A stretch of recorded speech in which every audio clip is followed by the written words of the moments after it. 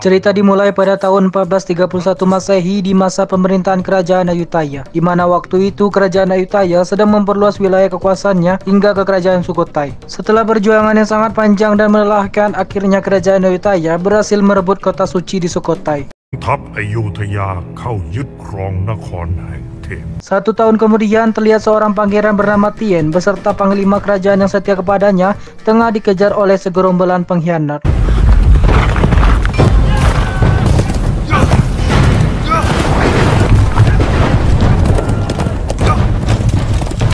Panglima itu melabui semua pengkhianat dengan membuang Tien ke tepian hutan, dan prajurit yang terkecoh tetap mengejar Panglima tanpa mengetahui pangeran buruan yang telah menghilang. Namun naas bagi Panglima, dia menghadapi jalan buntu yang di depannya dipenuhi dengan pasukan musuh yang siap membunuhnya.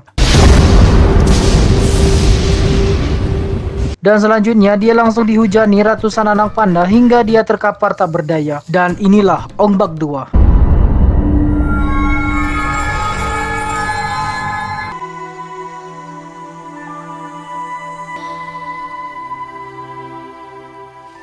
Beberapa hari kemudian terlihat rombongan pedagang yang sedang menuju ke pasar untuk berdagang. Kemudian mereka tiba-tiba berhenti karena melihat seseorang yang sedang tertidur di sela-sela tumbuhan merambat. Ternyata dia adalah Tien, sang pangeran yang menjadi buronan kelompok pengkhianat dari kerajaan. Tanpa berpikir panjang, si pedagang langsung membawa Tien untuk dijadikan budak dan dijual di pasar tradisional. Lalu pedagang itu kembali melanjutkan perjalanannya.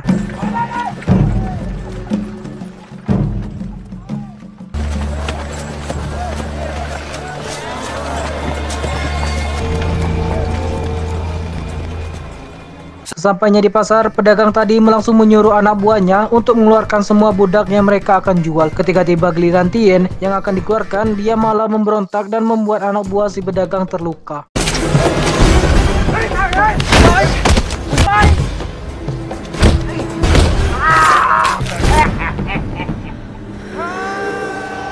Hal itu membuat dia geram dan tanpa berpikir panjang, dia pun langsung dilemparnya ke sebuah kolam berisi buaya.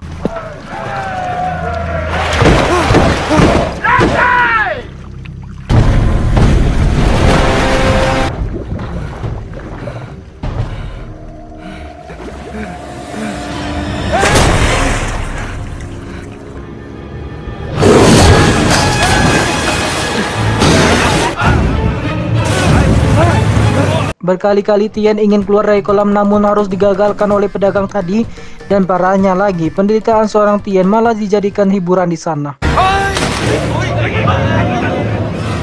Di sisi lain ternyata ada banyak pasang mata yang memperhatikan lingkungan sekitar mereka, dan tiba-tiba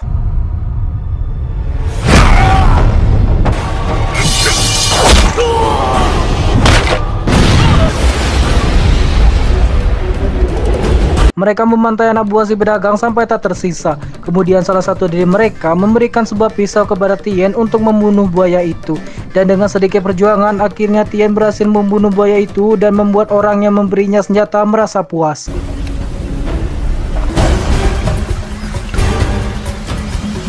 Singkat cerita, Tien sudah berada di kediaman orang-orang yang membantunya.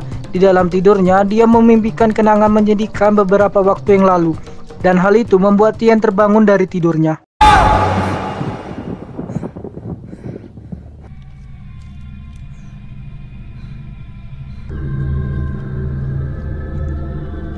Ketika terbangun, dia pun langsung disambut oleh Cenang, yang ternyata Cenang adalah pemimpin perampok dari Patribut, atau dalam bahasa Indonesianya adalah Bukit Sayap Garuda. Kemudian Cenang menawarkan Tien untuk belajar ilmu bela diri dengan tangan kosong di tempat itu.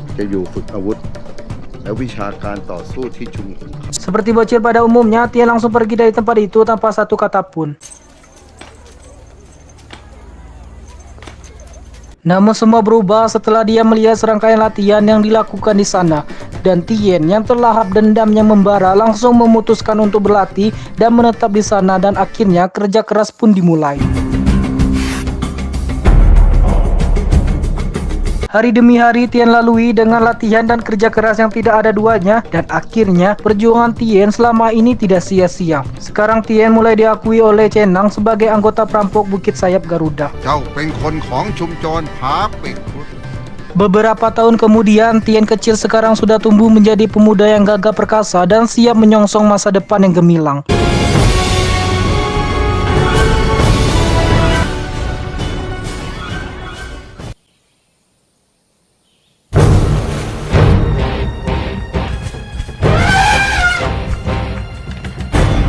Tien yang perkasa kini lebih sering bermain dengan puluhan gajah dan menaklukkannya hingga Tien menjadi sang penguasa gajah.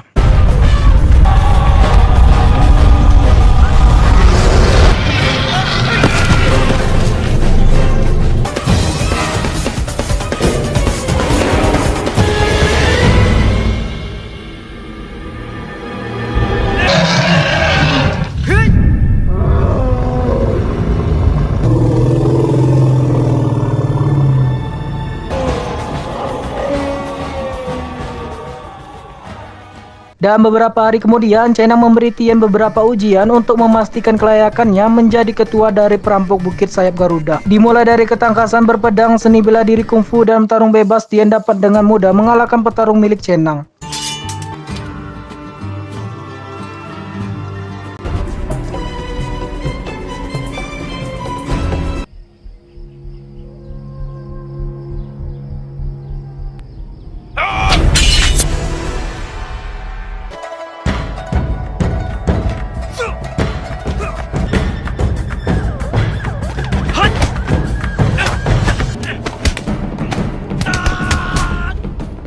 Dan ujian terakhir Tien harus menghadapi problematika di mana dia harus membunuh dan membuang rasa iba yang ada di dalam dirinya, dan dia berhasil melaluinya.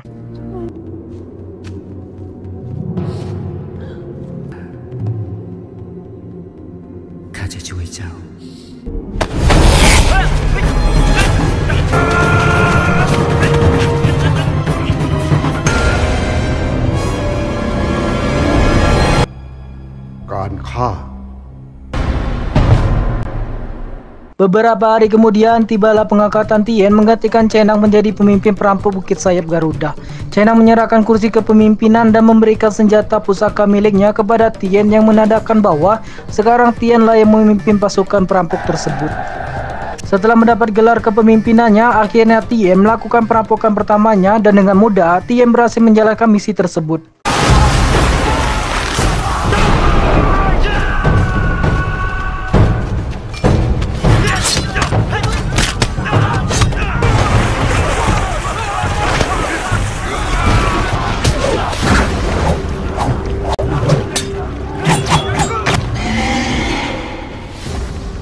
Namun keadaan seketika berubah ketika dia melihat sebuah patung simbol kerajaan yang tepat berdiri tidak jauh dari hadapannya.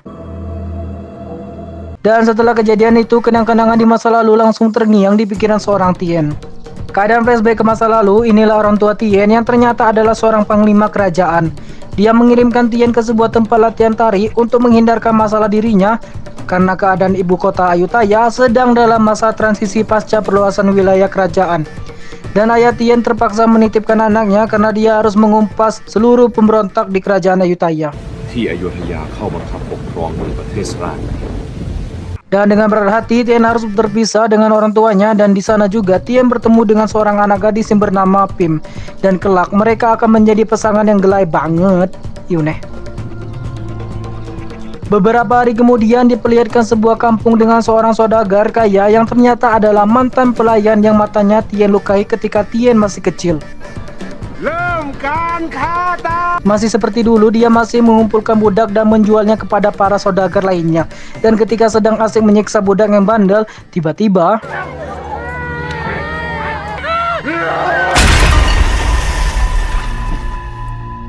kemudian dia langsung mencari sumber yang meladoknya.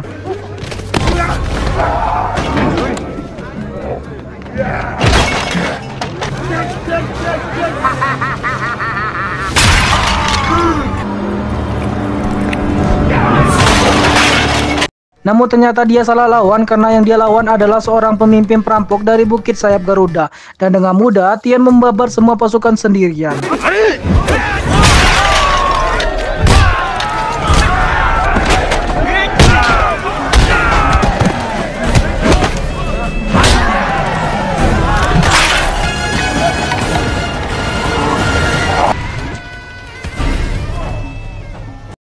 Banyaknya pasukan musuh tidak dapat membuat Tien gentar menghadapinya, dan beberapa saat kemudian datanglah pasukan Tien dan langsung menyandra semua pasukan musuh hingga membuatnya lemah tak berdaya. Dengan kemarahan yang membara dan ingatan menyakitkan di masa lalu, Tien pun langsung melemparkan orang yang dulu melemparnya ke lubang buaya. Dia lempar ke tempat yang sama. Akhirnya, semua budak yang disandra langsung Tien bebaskan.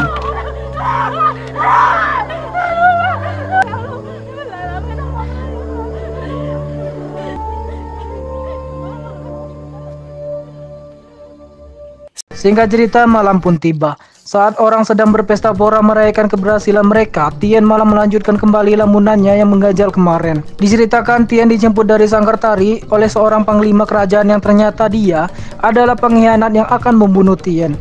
Untungnya orang kepercayaan ayahnya, Tien tidak terlambat dan langsung menyelamatkan Tien dari mara bahaya yang siap membunuhnya.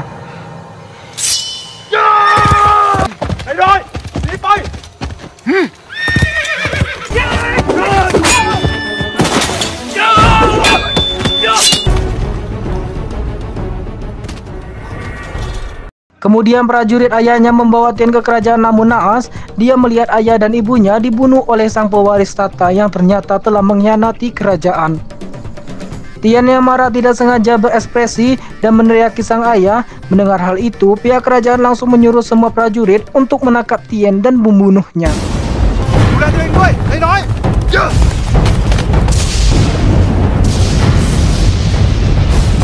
Dan prajurit kepercayaan ayahnya memilih mengorbankan diri agar Tien bisa bertahan hidup. Lanjut, setelah tersadar dari lamunannya, Cernang bercerita tentang masa mudanya dulu, di mana dia telah membunuh seorang panglima dan sorot matanya Laksamana Mentari di sore hari yang melambangkan keagungan dan keberanian.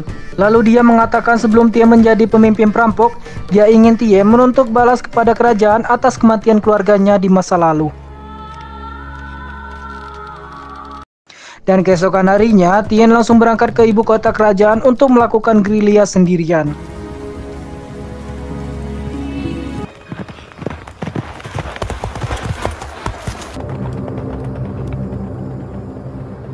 Kerajaan sendiri sedang diadakan sebuah ritual suci yang dipersembahkan langsung pada Dewa Garuda. Terlihat seorang wanita yang berlenggak-lenggok menari dengan indahnya. Dia ternyata adalah Pim, teman semasa kecil Tien di Sangkartari.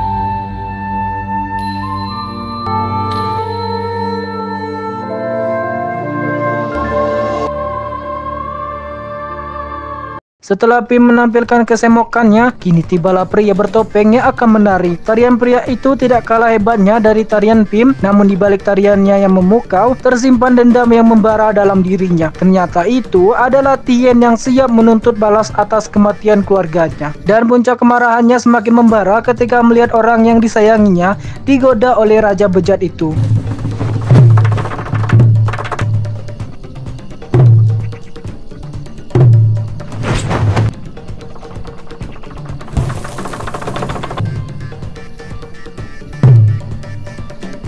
Lalu dengan trik sulap dan bom asapnya, Tien meledakkan seluruh aula kerajaan. Kemudian dia memporak-porandakan tempat itu hingga akhirnya berhasil melukai sang raja.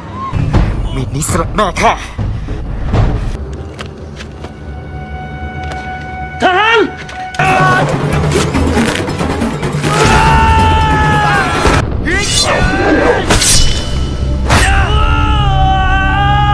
Setelah merasa tugasnya telah selesai, ia langsung meninggalkan tempat tersebut. Keesokan harinya, Tien pulang ke kampung Bukit Sayap Garuda, namun anehnya, di sana tidak ada siapa-siapa. Lalu dia dikejutkan dengan seseorang berpakaian serba hitam yang selintas mirip dengan orang yang membunuh ayahnya. Tanpa berpikir panjang, Tien langsung membunuh orang itu.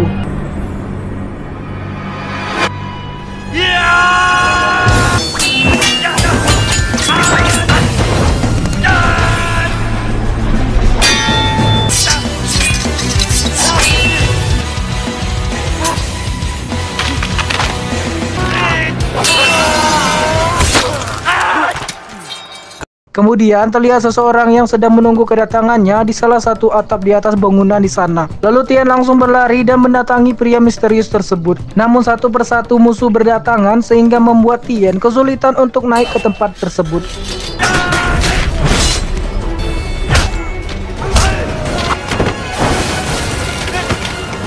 Namun bukan pemimpin perampok namanya, jika mengalahkan beberapa musuh saja tidak bisa. Meski dengan susah payah, Tien dapat mengalahkan musuh dengan teknik Muay Thai andalannya. Namun hal itu tidak berlaku bagi pria bertopeng misterius yang ada di atap. Tien pun dapat dipukul mundur sampai dia harus terpental dari atap karena tidak mampu menandingi kekuatan pria bertopeng tersebut.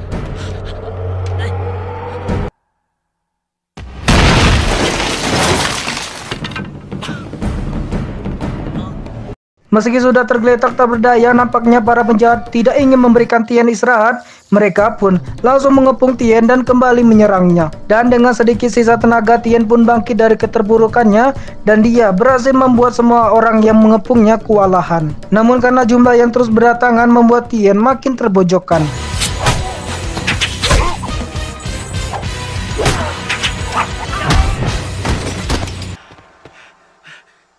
Dan saat itu datanglah seekor gajah yang ternyata gajah itu adalah gajah yang pernah Tien taklukkan tempo hari.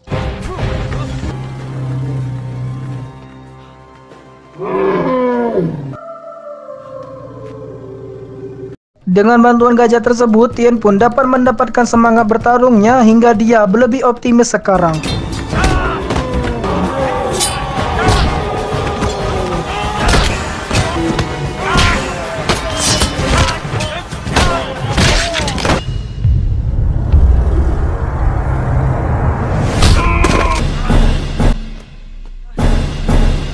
Dan ketika Tien sedang berada di atas angin, datanglah seorang dukun yang mempunyai ilmu bela diri juga.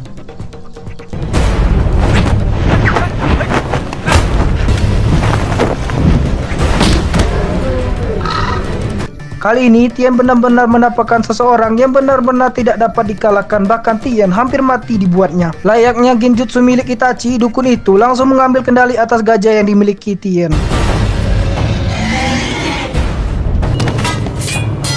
Dan beberapa saat kemudian datanglah pasukan kerajaan dan langsung mengepungnya. Lalu tiba-tiba keluarlah raja yang tidak terduga sama sekali. Ternyata pada waktu itu sang raja menggunakan sebuah armor dan hal itu berhasil menipu Tien. Dan di sela-sela pasukan kerajaan keluarlah Cenang yang ternyata dia adalah orang yang membunuh ayahnya. Kemudian Cenang mulai memprovokasi Tien dengan menceritakan kenangannya ketika membunuh ayahnya Tien. Tien yang sudah terprovokasi langsung mencabut pedangnya dan dengan susah payah dia dapat membunuh Cenang.